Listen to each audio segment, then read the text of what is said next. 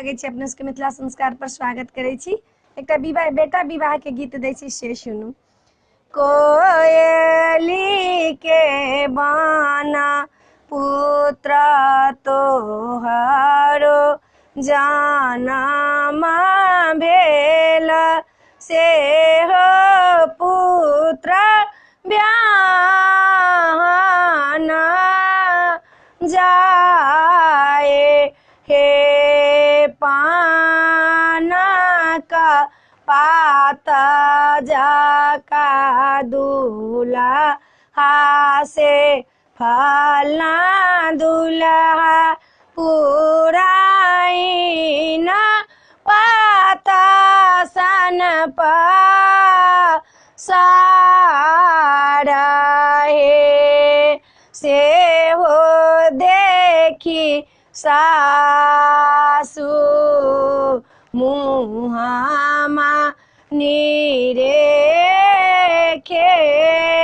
कोना देलक प्रभु आबा तारा हे किनिका के कोखी जमैया तोहारो जनम भेल के हो गढ़लक एहन सुरता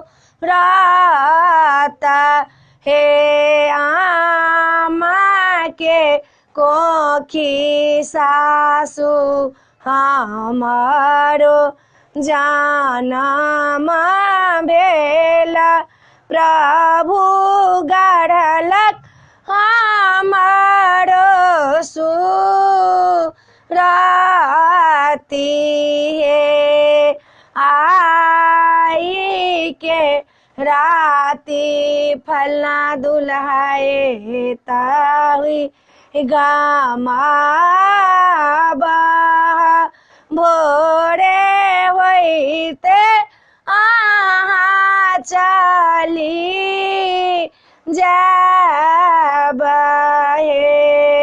हम नाए आहे सासु हे तही गामाए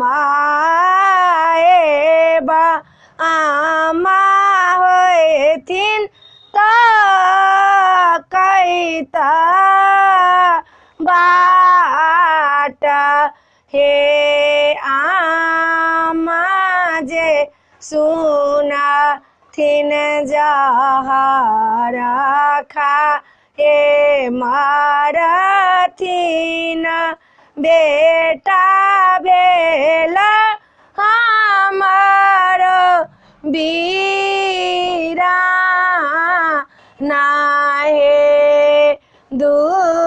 दुलाहिना लाए हमाया पाना घरा जाए बा माता कहते हैं थिन बाट हे। वीडियो में यह चला अपने सबके बेटा विवाह के गीत निक लागत तो हमरा चैनल के सब्सक्राइब जरूर करबे। सब्सक्राइब करऽ नहीं बिसरबे, लाइक करऽ नहीं बिसरबे। जय मिथिला, जय माता जी।